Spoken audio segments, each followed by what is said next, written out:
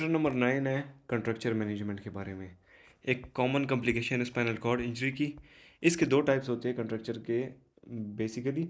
एक है newly mediated कंट्रक्चर और एक है नॉन न्यूरली मीडिएटेड कंट्रक्चर। न्यूरली में जिसमें नर्वस सिस्टम की वजह से कंट्रक्चर बने, जैसे कि स्पास्टिसिटी हो गया। स्पास्टिसिटी में क्या होता है, एक जॉइंट जो है वो एक पोजीशन में प्रोलॉन्ग टाइम के लिए रहता है तो उधर कंट्रक्चर बन जाता है। और एक होता है नॉन न्यूरली मीडिएटेड, जिसमें सिर्फ सॉफ्ट टिश्यूज़ की स्ट्रक्चरल चेंजेस आती है, जैसे कोई बर्न हो जाता है या कहीं पे कट लग जाता है तो उधर कंट्रक्चर बन जाता है।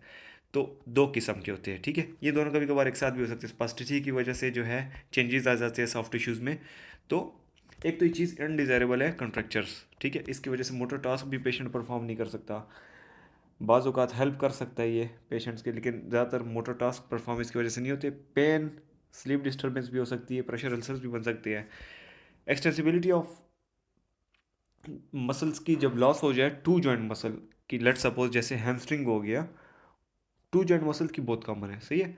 थोड़ी सी भी इसमें लॉस हो जाए तो ये जो है पेशेंट्स काफ़ी फंक्शन इसकी वजह परफॉर्म नहीं कर सकता। C6 के पेशेंट की मैंने पहले बात की थी, वो जब लॉन्ग सिटिंग में बैठता है, नी एक्सटेंड के साथ जब बैठता है बेड पे, तो वो सोली रिलाई कर रहा होता है हैमस्ट्रिंग की एक्सटेंसिबिलिटी पे। हैमस्ट्रिंग अगर उसके एक्सटेंसिबल नहीं है, बहुत कम एक्सटेंसिबल है, तो वो तो पीछे की तरफ गिर सकता है, लेकिन अगर बहुत ज़्यादा एक्सटेंसिबल है वो आगे की तरफ गिर सकता है। एक्सटेंसिबिलिटी डिपेंड करती है, ठीक है। कंट्रक्चर्स जो है उसको भी जिस तरह हमने कहा था, जब हम गोल्स रख रहे होते हैं तो गोल्स में बाज़ इम्पेयरमेंट्स आती है जो कि उस गोल्स को अचीव करने से रोकती है। इस तरह कंट्रक्चर भी जो है, जैसे आपने अगर बैठना हो, कंट्रक्चर एक ऐसी चीज़ है आपको बैठने से रोक सकती है। जैसे अभी एग्जांपल मैंने दिए, loss of extensibility in hamstrings can prevent them from sitting. अगर हमारा गोल सिटिंग है और कंट्रक्चर उसमें आ रहा है उसके हैमस्ट्रिंग में, तो इट कैन प्रिवेंट सिटिंग। तो वो भी एक किस्म से इम्पेयरमेंट की तरफ से एड्रेस किया जा सकता है। इसके अलावा कंट्रक्चर्स फ्यूचर में भी बन सकते हैं। एक पेशेंट को भी अब इंजरी हुई है, आपको पता है इस पेशेंट को इस लेवल की इंजरी हुई है, तो आपको अंदाज़ा हो जाता है कि इसको बाद में ये वाला कंट्रक्चर बनेगा और ये इसकी एक्टिविटी को लिमिट कर सकता है। तो आप उस कंट्रक्चर को पहले से एंटिसिपेट कर ले, मतलब पहले से अंदाज़ा लगा ले और उसको पहले से ही प्रिवेंट करें। So it is a very good strategy. अच्छा, तो अब आप असेसमेंट कर रहे हैं कि उस पेशेंट की जॉइंट में कंट्रक्चर कितना बना हुआ है, कितनी इंटेंसिटी का बना हुआ है, तो आप उसको passive joint range of motion के थ्रू चेक कर सकते हैं। आपके एल्बो पे कितनी फ्लेक्शन पॉसिबल है। सपोज मैं आपके हैंड को एक्सटेंड करके देखता हूँ कि उसके बाइसेप कितना एक्सटेंडेबल है, तो अगर वो पूरी जॉइंट रेंज ऑफ मोशन ना पॉसिबल ना हो तो हो सकता है उसके मसल में कंट्रक्चर हो। तो passive joint range of motion measure करके देख सकते हैं हम कि उसको कितना हुआ है कंट्रक्चर। गोनियोमीटर के थ्रू ज़्यादातर रेंज ऑफ मोशन चेक की जाती है। अगर दूसरा joint muscle, let suppose two joint muscle है, तो उसमें दूसरे जॉइंट की पोजीशन भी देखनी चाहिए। जैसे इधर एग्जांपल लिखा हुआ है कि एक जॉइंट की मोशन से दूसरे जॉइंट की मोशन अफेक्ट हो सकती है और मसल भी अफेक्ट हो सकता है, ठीक है। इसके अलावा टॉर्क एक और कंपोनेंट है जिसकी वजह से joint range of motion affect हो सकती है। आप लेट सपोज एक पेशेंट को कंट्रक्चर हुआ है, लेट सपोज उसके एल्बो फ्लेक्सर्स का कंट्रक्चर है, आप उसको जब एक्सटेंड कर रहे हैं, आप अगर ज़्यादा जोर दे तो ज़्यादा एक्सटेंड होगा, मतलब ज़्यादा टॉर्क लगाए तो ज़्यादा रेंज ऑफ मोशन। आपने थोड़ा सा जोर दिया, स्मॉलर टॉर्क, तो कम रेंज ऑफ मोशन होगी। तो जोर पे भी डिपेंड करना है। तो इसलिए जब आपने लेट सपोज एक बार उसके बाइसेप के मसल को चेक किया है जोर लगा के, आपने लेट सपोज ज़्यादा जोर दिया है, अगली बार हो सकता है आप कम जोर दे के चेक करें तो आपको इंप्रूवमेंट कम मिले, तो आप एक कंफ्यूज हो सकते हैं। तो इसलिए हर बार सेम टॉर्क होना चाहिए। तो इट इज़ ऑफन डिफ़िकल्ट। तो you can use various devices to, जिसकी वजह से जो है स्टैंडर्डाइज टॉर्क दे सकते हैं, सही है। न्यूरली और नॉन न्यूरली कंट्रक्चर्स बन सकते हैं, मीडिएटेड कंट्रक्चर जैसे मैंने बताया था, और उनको डिफरेंशिएट करना ज़रूरी है। अब आप एक पेशेंट को देख रहे हैं, आपने देख लिया इसको कंट्रक्चर है एल्बो फ्लेक्सर का, लेकिन आपने ये डिफरेंशिएट करना ज़रूरी है कि ये न्यूरली है या नॉन न्यूरली है, मतलब स्पास्टिसिटी की वजह से ही बना है या इसके सॉफ्ट टिश्यूज़ में मसला है और उसकी वजह से ये शॉर्टेंड हो गया है। तो इन दोनों का ट्रीटमेंट भी डिफर कर सकती है, इस वजह से पता लगाना ज़रूरी है। जैसे कि एंटीस्पास्टिसिटी मेडिकेशन जो है न्यूरली अगर मीडिएटेड हो तो उसमें काम कर सकती है, जबकि नॉन न्यूरली मीडिएटेड कंट्रक्चर में एंटीस्पास्टिसिटीज ड्रग्स जो है वो काम नहीं करते हैं। लेकिन इसको डिफ्रेंशिएट करना थोड़ा मुश्किल होता है, जैसे मैंने ऊपर बताया था कि स्पास्टिसिटी के साथ साथ ज़्यादातर नॉन न्यूरली भी हो जाता है। इफेक्ट हो जाता है। कंट्रक्चर जो है न्यूरली मीडिएटेड तब होता है जब उसमें साइंस ऑफ स्पास्टिसिटी हो, जैसे कि क्लोनस हो गया या velocity dependent increase in resistance आए। जब उसके हाथ को ज़ोर से एकदम से एक्सटेंड करने की कोशिश करे तो एकदम से वो ज़्यादा स्पास्टिसिटी दिखाए, तो उसकी वजह से रेजिस्टेंस ज़्यादा आएगी। तो जब स्पास्टिसिटी कम होगी जॉइंट में तो उधर रेंज ऑफ मोशन जो है ज़्यादा रिलायबल होगी, ज़्यादा रिप्रोड्यूसिबल होगी। इसके अलावा स्पास्टिसिटी को अगर आप कम करना चाहें जॉइंट में तो उसको 2 to 3 मिनट्स सस्टेन स्ट्रेच दे, उसके थ्रू स्पास्टिसिटी कम हो सकती है, कैन बी डैम्पन्ड। इसके अलावा जो बेस्ट वे है वह फार्माकोलॉजिकली ब्लॉक कर दे ड्रग के थ्रू, एनेस्थीसिया के थ्रू, तो स्पास्टिसिटी उस जॉइंट पे ख़त्म हो सकती है। ट्रीटमेंट और प्रिवेंशन कैसे कर सकते हैं कंट्रक्चर की? ट्रीटमेंट के लिए स्ट्रेच और पैसिव मूवमेंट्स पे ज़्यादातर फोकस होता है, ठीक है। इसके अलावा नन स्ट्रेच तरीके भी है, वो देखेंगे आगे। तो ज़्यादातर थेरेपिस्ट आप देखें कहीं पे जाए तो 2 से 10 मिनट्स का स्ट्रेच देते हैं, पैसिव मूवमेंट्स और स्ट्रेच देते हैं एक जॉइंट को, ठीक है। लेकिन आगे इस पे देखेंगे कि ये इफेक्टिव है कि नहीं। ये लेबर इंटेंसिव होता है, क्यों? क्योंकि आप एक जॉइंट पे 2 से 10 मिनट स्ट्रेच दे रहे हैं, उसका एक जॉइंट तो नहीं होता, काफ़ी जॉइंट्स होते हैं, तो उन सब पे स्ट्रेच देते हैं और तक वो ट्रीटमेंट जा सकती है। इसके बारे में अनक्लियर है कि ये स्ट्रेच जो है ये इफेक्टिव है कि नहीं, और ये भी इतना अभी तक किसी को पता नहीं है कि कितना ड्यूरेशन का देना चाहिए, कितना फ्रिक्वेंटली देना चाहिए पैसिव मूवमेंट्स। इसके अलावा ऑप्टिमल स्ट्रेच टॉर्क, कितने ज़ोर से स्ट्रेच देना चाहिए, वो भी अभी तक इतना खास नहीं पता। इसके अलावा ये भी नहीं पता कि पैसिव मूवमेंट्स और स्ट्रेच जो है न्यूरल या नॉन न्यूरल मीडिएटेड कंट्रैक्चर्स पे ज़्यादा काम करता है। तो इसके रिलेटेड अब रिसर्चेस देखते हैं कि एनिमल्स पे जो स्टडीज़ हुई हुई है और जो ह्यूमन बींग्स पे रिसर्चेस हुई हुई है, तो उसमें क्या हमें पता लगा। तो एनिमल्स में जो रिसर्चेस हुई है उसमें ये एक रैबिट की इन्होंने दी हुई है। रैबिट पे एक्सपेरिमेंट किया है, 10 डेज़ के लिए एक जॉइंट को इमोबिलाइज कर दिया। इमोबिलाइज कर दिया शॉर्ट हैंड पोजीशन में, उसके जो प्लांटर फ्लेक्सर मसल्स है उसको शॉर्ट हैंड पोजीशन में इमोबिलाइज कर दिया, रोके रखा 10 डेज़ के लिए। तो रिजल्ट क्या आया? 10% रिडक्शन होगी उसकी लेंथ में, उस मसल की लेंथ 10% कम होगी और जॉइंट मोबिलिटी कम होगी। तो सॉफ्ट टिश्यूज़ के काफ़ी चेंजेस आ सकते हैं जब इमोबाइल रखे जॉइंट को एक शॉर्ट हैंड पोजीशन में। लेट सपोज मेरे एल्बो फ्लेक्सर है, मैं एल्बो को फ्लेक्स करके रखूँ ज़्यादा देर के लिए, तो मेरे उधर के सॉफ्ट टिश्यूज़ छोटे हो जाते, शॉर्ट हैंड हो जाते साइज़ में। मसल शॉर्टनिंग कैसे होती है? उधर जो नंबर ऑफ सर्कोमेयर्स है वो कम हो जाते हैं, उसमें extent and arrangement of collagen fibres जो होती है वो उसमें चेंज हो जाती है। ग्लाइकोसामाइनोग्लाइकन्स की कंसंट्रेशन उसमें चेंज हो जाती है। इसके अलावा टेंडन की जो रेस्टिंग लेंथ है वो भी चेंज हो जाती है, वो कम हो जाती है। इसके थ्रू मसल शॉर्टनिंग हो जाती है। इसको प्रिवेंट कैसे कर सकते हैं? जो इफेक्ट्स आते हैं सॉफ्ट टिश्यूज़ में, इट कैन बी प्रिवेंटेड और reversed bye uninterrupted stretch, prolonged and uninterrupted. इसको ज़्यादातर एनिमल्स में कैसे चेक किया गया? प्लास्टर कास्ट काफ़ी दिनों के लिए लगाया और इसके थ्रू ये जो चेंजेस आए थे, डिलीटरियस चेंजेस, ये सारे रिवर्स हो गए या प्रिवेंट हो गए। तो डिनर्वेटेड मसल्स में भी इसी तरह आप कर सकते हैं, लेकिन रिस्पॉन्स स्लो होता है, ये जो होता है ये सारा मसला।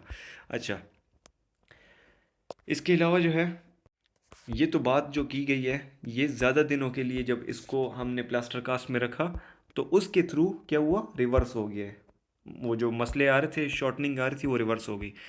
अगर हम थोड़ी देर के लिए स्ट्रेच करें तो उसके बारे में इतनी उसकी इफेक्टिवनेस नहीं पता कि वो लेंथनिंग कर सकती है सॉफ्ट टिश्यूज़ के नहीं। 15 मिनट्स ऑफ स्ट्रेच जो है ये माइस में स्टडी की गई, उसमें शो किया कि 15% जब स्ट्रेच दिया तो वो लॉस ऑफ सार्कोमेयर्स को उसने रिड्यूस किया। जब 30 मिनट स्ट्रेच दिया रोज़ाना तो उसने बिल्कुल ही प्रिवेंट कर दिया लॉस ऑफ सार्कोमेयर, उस जगह पे मसल्स की तादाद कम नहीं हुई, ठीक है। लेकिन हम लोग ह्यूमंस जो है, हम लोग क्या करते हैं क्लिनिकल सेटिंग में ज़्यादातर, जैसे मैंने ऊपर बताया 2 से 10 मिनट्स का स्ट्रेच दिया जाता है, तो हम 15 मिनट से भी कम स्ट्रेच देते हैं एक मसल को, तो उसकी जो इफेक्टिवनेस है उसके बारे में इतना खास नहीं पता। और दूसरी बात, एनिमल्स के जो मसल्स हैं वो ज़्यादा रिस्पॉन्ड करते हैं as compare to human muscles. तो 15 मिनट का स्ट्रेच ने अगर माइस को अफेक्ट किया है, प्रिवेंट किए लॉस ऑफ सार्कोमेयर, इसका मतलब ये नहीं है कि ह्यूमन मसल्स में भी इसी तरह हो। अब क्लिनिकल ट्रायल्स की बात करते हैं। तो क्लिनिकल ट्रायल्स अगर देखा जाए ह्यूमन बींग्स में, तो एक एबल बॉडीड इंडिविजुअल्स में भी ट्रायल्स हुए हुए और SCI पेशेंट्स में भी। एबल बॉडीड नॉर्मल पीपल जो है उनमें रिसर्चेज ज़्यादा है, जबकि एससीआई पेशेंट्स की रिसर्चेज कम ही थी। तो जब इनमें रिसर्च देखी गई कि स्ट्रेस जो है उसका कोई इफेक्टिवनेस है कि नहीं, तो उसकी जो स्टडीज़ है उसमें लिमिटेशंस आ रही थी। क्या लिमिटेशंस आ रही थी? स्ट्रेस जो था ना, उसका इफेक्ट जब वो जो रेंज ऑफ मोशन चेक कर रहे थे, तो उन्होंने जैसे ही स्ट्रेच दिया उसके बाद डायरेक्ट चेक किया। ऐसे नहीं करना चाहिए था, उनको एकदम से चेक करना नहीं चाहिए था, क्योंकि इसकी वजह से जो है टिश्यू की विस्कस डिफॉर्मेशन हुई होती है, तो हो सकता है उसकी वजह से चेंज आए और थोड़ी देर बात करे तो फिर से वापस मसल शॉर्टन हो सकता है। तो उनको थोड़ी वेट करना चाहिए था। एक तो ये लिमिटेशन आ रही थी। दूसरा, टॉर्क जो था, कितना फोर्स के साथ स्ट्रेच किया और उसके बाद चेक किया, तो फोर्स जो था वो स्टैंडर्डाइज नहीं था, कोई स्पेसिफिक उन्होंने फोर्स नहीं बताया कि इतने फोर्स से हमने स्ट्रेच किया। एससीआई पेशेंट्स के जो ट्रायल्स मिले, उन पे जो रिसर्चेज मिली, उसमें जो बाज़ रिसर्चेज थी 30 मिनट्स की थी, 30 मिनट्स तक की थी, 3 to 5 times a week, 4 weeks तक या 3 मंथ्स तक डिफरेंट रिसर्चेज थी, और ये वाले मसल्स उनमें टारगेट किए गए। तो उसके रिजल्ट इसमें जो था स्टैंडर्डाइज टॉर्क यूज़ किया गया, और जो इफेक्टिवनेस चेक की गई, रेंज ऑफ मोशन चेक की गई, वो स्ट्रेच के एक दिन बाद चेक की गई। तो ये थोड़ा बहुत अच्छा है। लेकिन इसके रिजल्ट जब आया तो रिजल्ट में नो इफेक्ट शो हुआ। 30 मिनट्स के स्ट्रेच दिया पेशेंट्स को, और जब 3 मंथ्स, 4 वीक्स से 3 मंथ्स के बाद जब चेक किया तो रिजल्ट इतना कुछ खास नहीं आया, वो कह रहे स्ट्रेच से कोई फ़र्क नहीं आया। तो ये बात होगी। तो स्ट्रेचिंग जो है ज़रूरी नहीं है कि वो बेनिफिट प्रोवाइड करे। स्पास्टिसिटी मेडिकेशंस भी उसी तरह बेनिफिट प्रोवाइड कर सकती है। इसके अलावा रेगुलर स्ट्रेचिंग से अगर बेनिफिट्स आपको चाहिए तो आपको ज़्यादा टाइम के लिए देना पड़ेगा। कम टाइम के लिए दिया तो वो इतना इफेक्टिव नहीं हो गया। At least 20 minutes daily is beneficial. तो सस्टेन्ड स्ट्रेच कैसे देना चाहिए? इतने टाइम के लिए स्ट्रेच दे रहे तो आप थेरेपिस्ट या एक नॉर्मल बंदा तो इतने टाइम के लिए किसी को स्ट्रेच नहीं दे सकता, ये तो मुश्किल होता है। तो उसको कैसे दे सकते हैं? It can be applied with positioning techniques, splinting करके या स्टैंडिंग प्रोग्राम्स करके। बहुत ही ज़्यादा टाइम के लिए अगर आपने स्ट्रेच रखना है तो सीरियल कास्ट भी आप लगा सकते हैं, ठीक है। सीरियल कास्ट जो होते हैं सवियर और डिसेबलिंग कंट्रक्चर्स में लगाएं।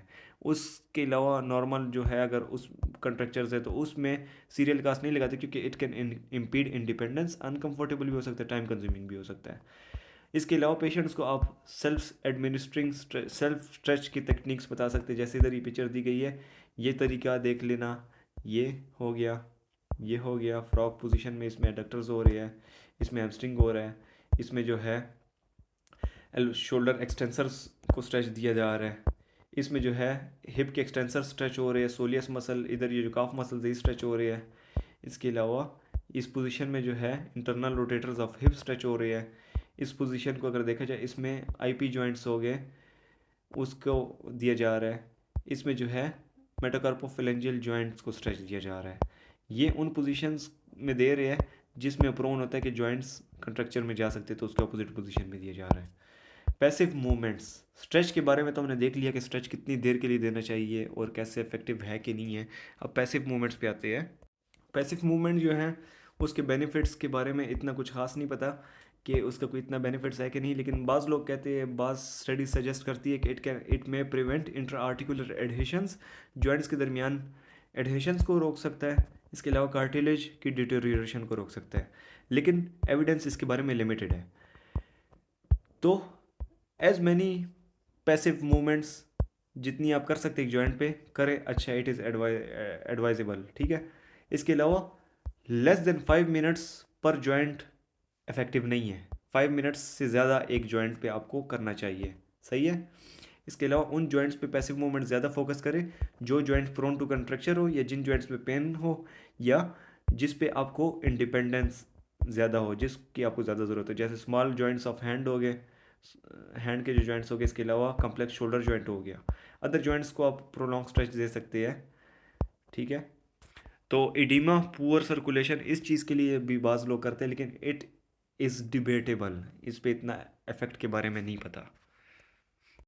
प्रिवेंट और एंटिसिपेट करना चाहिए आपको कंट्रक्चर। इट इज़ मोर ईजी कि आप टिश्यू की एक्सटेंसिबिलिटी को मेंटेन रखें। एक्सटेंसिबिलिटी मतलब उसकी जो लेंथ है उसको मेंटेन रखें, एज़ कम्पेयर टू कंट्रक्चर बन जाए उसके बाद आप उसको ट्रीट करें। आप कंट्रक्चर को प्रिवेंट करना इजी है as compare to treating contracture, simple words में। तो थेरेपिस्ट को फोकस इस चीज़ पे करना चाहिए ज़्यादा कि प्रिवेंट करें। इसको ज़्यादातर पोजिशनल स्ट्रेटजीज़ के साथ आप कर सकते हैं। जैसे कि ये इधर एग्जांपल लिखा है, स्लीपिंग और सिटिंग में जब आप बैठते हैं तो आप फीट को 90 डिग्री पे रखें ताकि प्लांटर फ्लेक्सर्स के कंट्रैक्चर से बचा जा सके। ये एक एग्जांपल इन्होंने दिया होता। अच्छा, तो बास फैक्टर्स जो है प्रीडिस्पोज कर सकते हैं पेशेंट्स को कंट्रैक्चर के। वही जो बात हमने पहले की थी, शॉर्ट एंड पोजीशन में जब जॉइंट हो तो they are at risk of कंट्रैक्चर्स।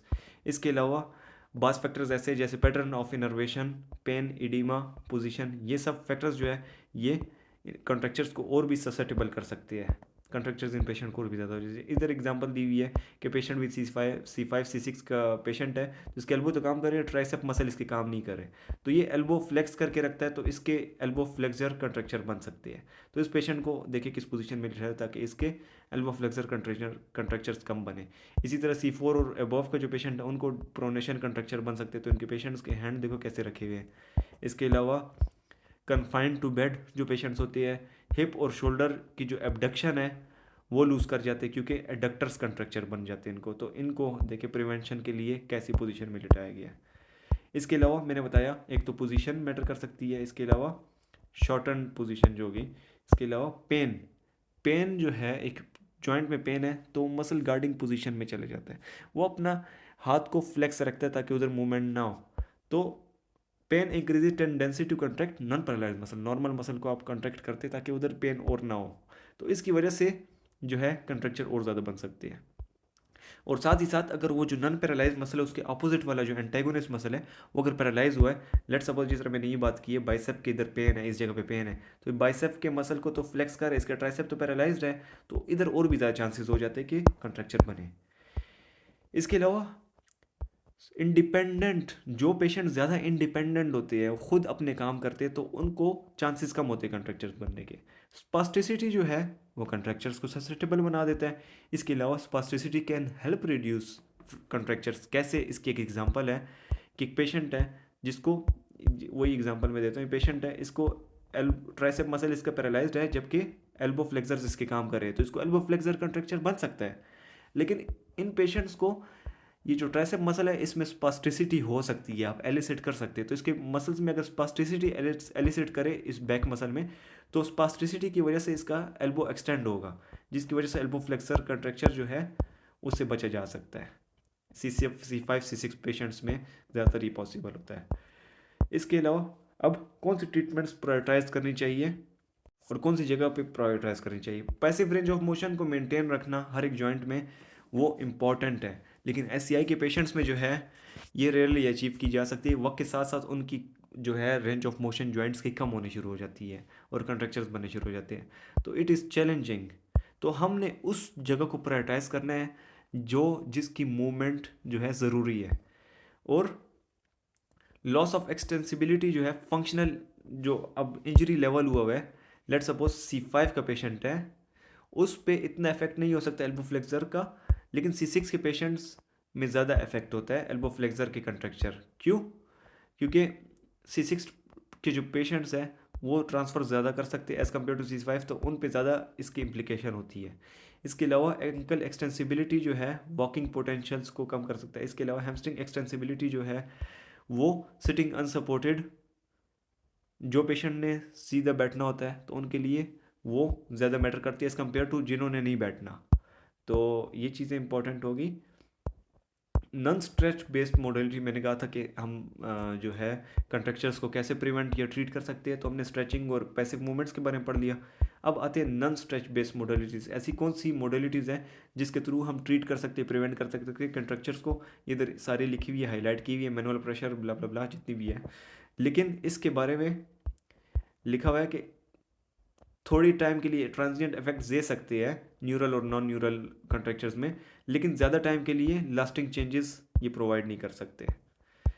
Reducing muscle extensibility, बाज़ औक़ात हम एक्सटेंसिबिलिटी, मसल की जो एक्सटेंड होने की जो एबिलिटी है उसको हम कम करते हैं।